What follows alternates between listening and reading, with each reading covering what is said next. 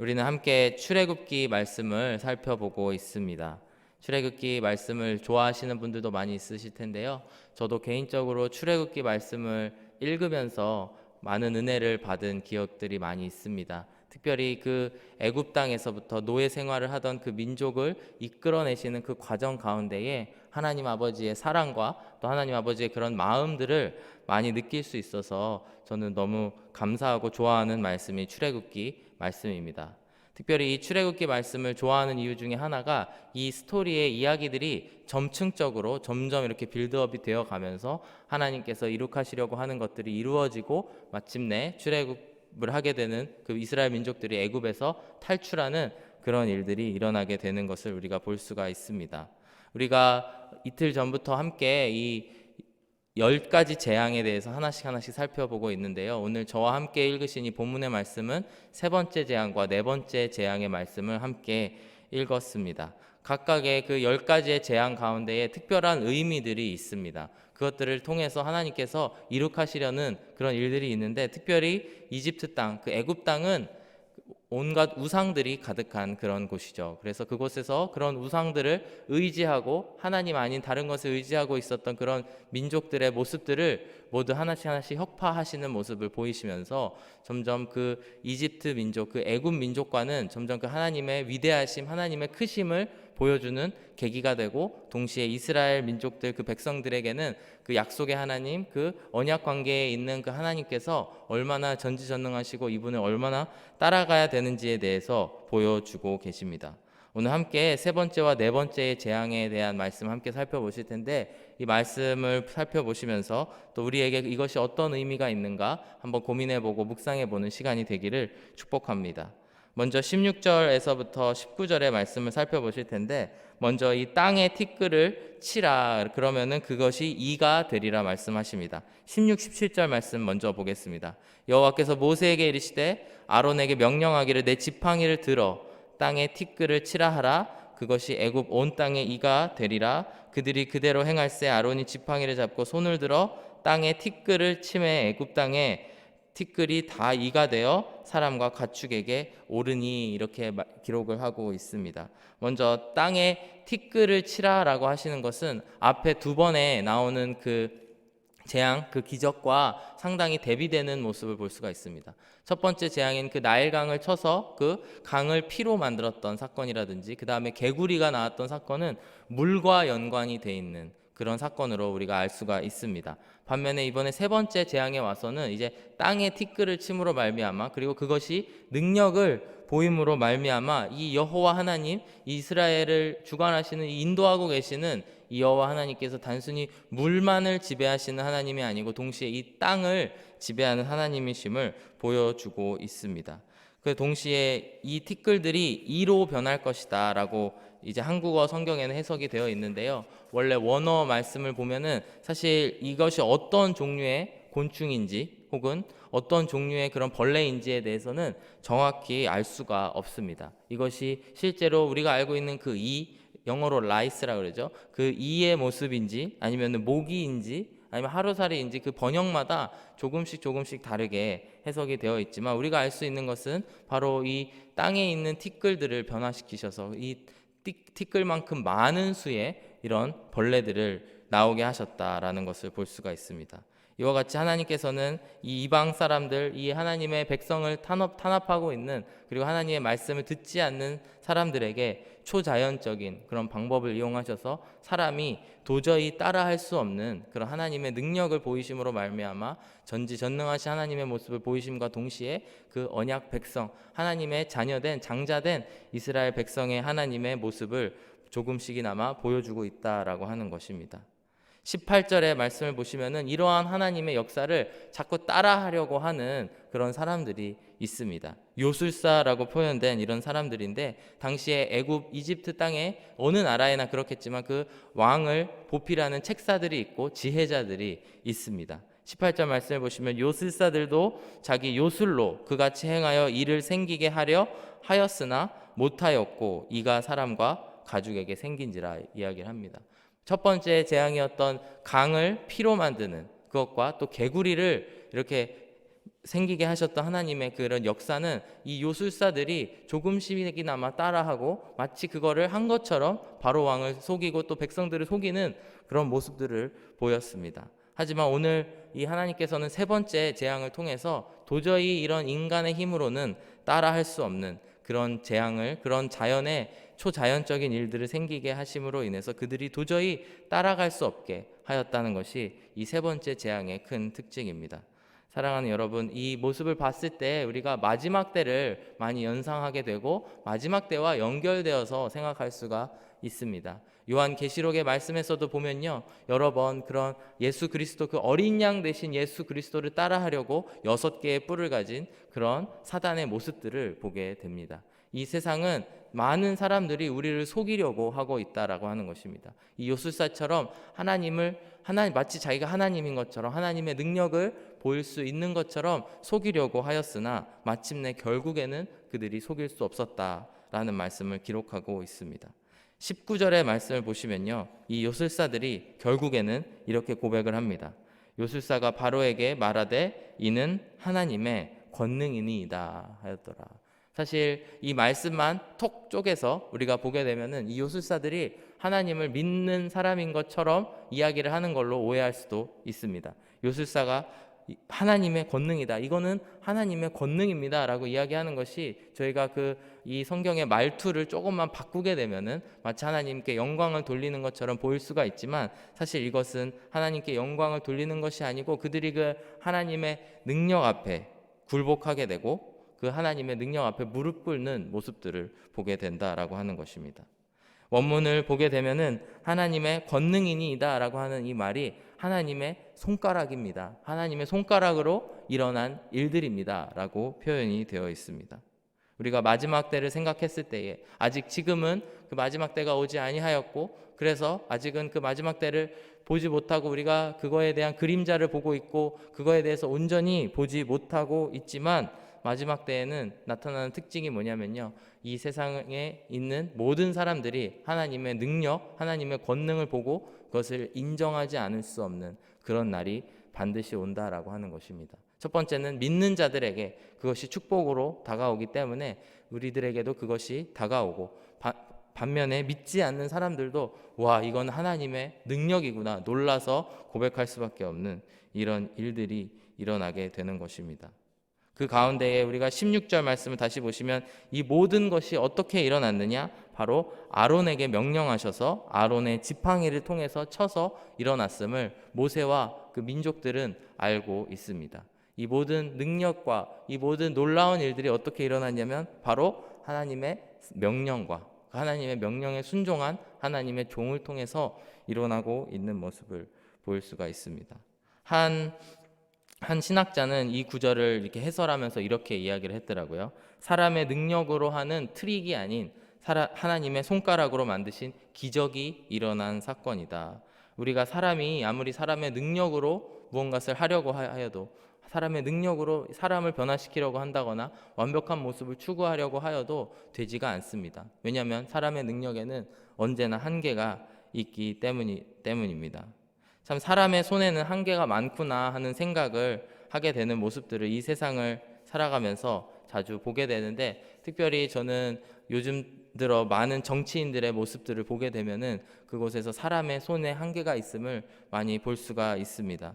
어떤 진영을 지지하느냐 마냐를 떠나서 참 그 정치인 한 사람 한 사람이 굉장히 세상적으로 유능한 사람이고, 사실 그런 사람 한 명이 제 근처에 있다고 해도 나에게 이런 세상적으로 잘 나가는 이런 사람이 내 친구야 이렇게 자랑할 법한 사람들이 각각 모여 있는 그런 모습들을 볼 수가 있습니다.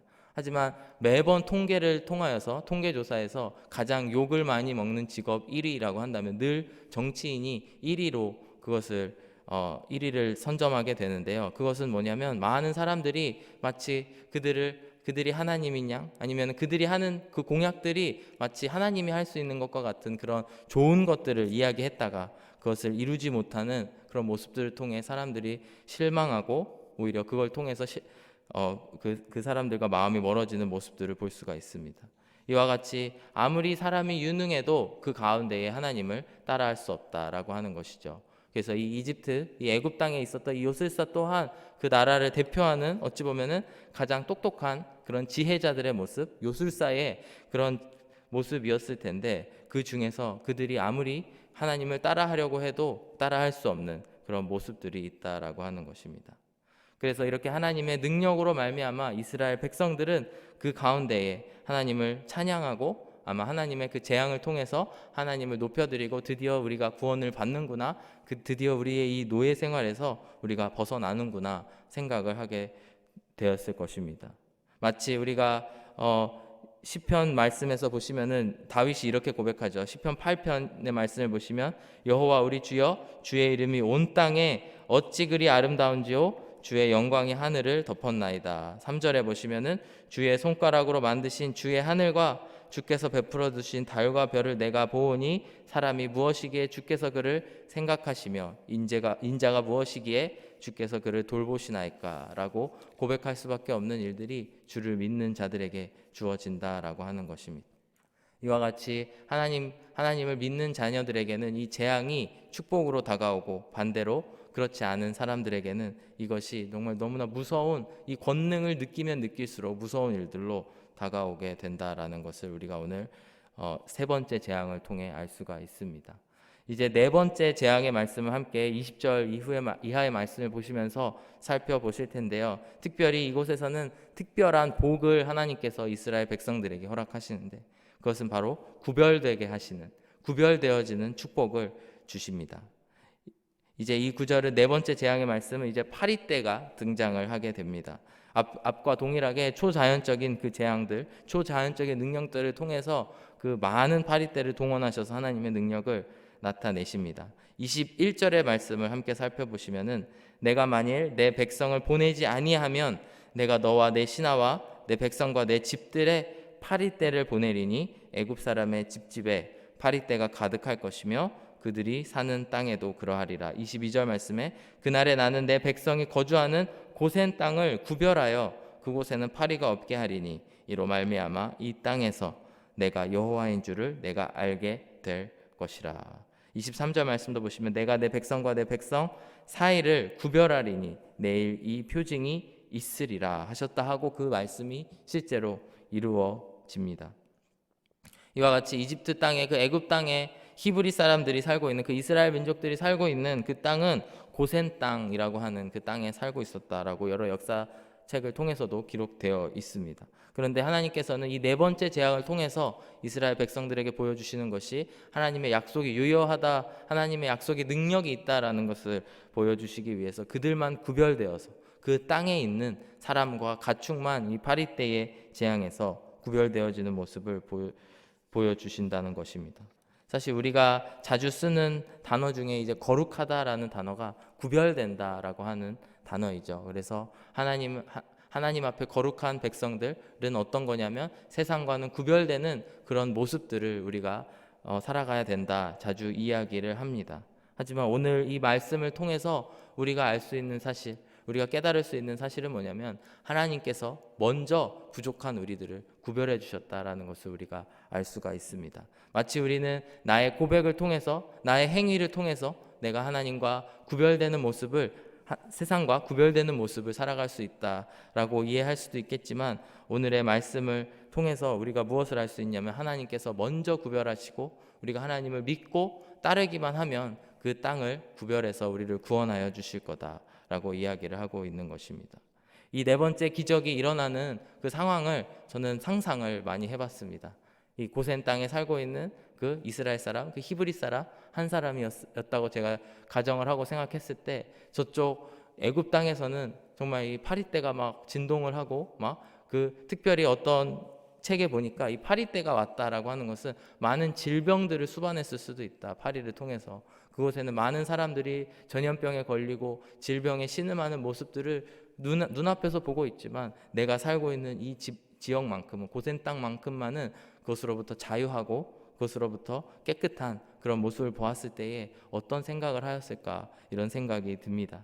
아마도 이스라엘 백성들에게는 너희는 계속해서 여호와 하나님을 믿고 따르라라는 메시지를 주셨을 것이고, 반대로 애굽 백성들에게는 잘 보아라, 어느 신이 진정한 신인지, 너희들이 믿고 있는 이 세상의 많은 우상들, 이 세상의 많은 그런 신들이 신이 아니고 바로 나 여호와 하나님이 바로 그 진정한 이 땅의 신이다라고 이야기를 하고, 너희들이 누구를 따를지 잘 선택해라라는 사인을 주고 계시다고 믿습니다.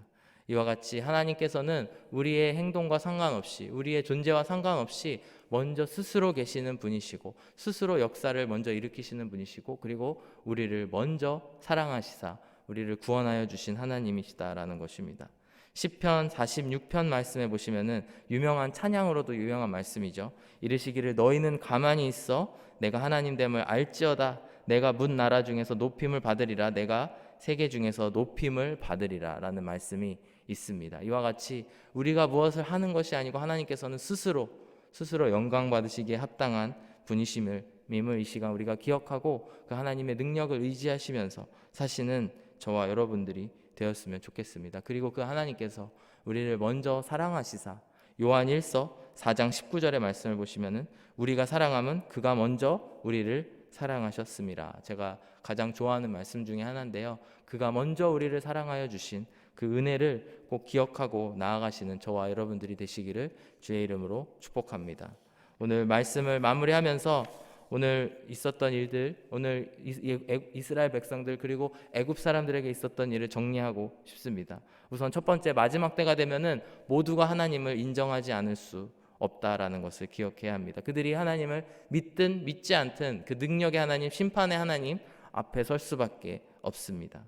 그리고 그 가운데에 거짓된 사람들, 요술사와 같은 거짓된 사람들의 그런 모습들, 거짓들은 모두 들통이 나게 되어 있고 그들이 거짓임이 드러나게 되었습니다.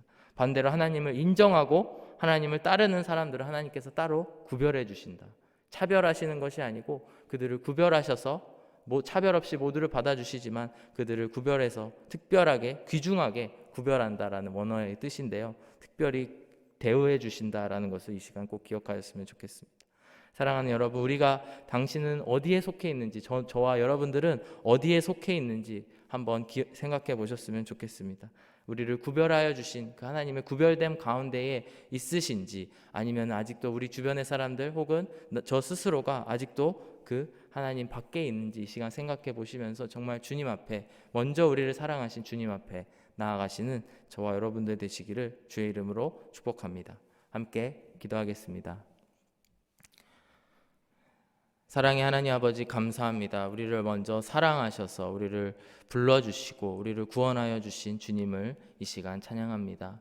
아버지 하나님, 출애굽기에 나와 있는 그 애굽에 있었던 10가지 재앙을 통해서 우리 안에 많은 은혜를 허락하여 주시었고, 또 마지막 때를 기다리고 마지막 때를 바라는 저희들 앞에서 더 희망된 말씀들을 주님께서 주시기를 주의 이름으로 간구합니다. 아버지 하나님, 주님 우리를 축복하여 주셔서 또 이 구원의 기쁨이 넘쳐나는 하루가 되게 하여 주시옵소서. 감사드리며 예수님의 이름으로 기도드렸습니다. 아멘.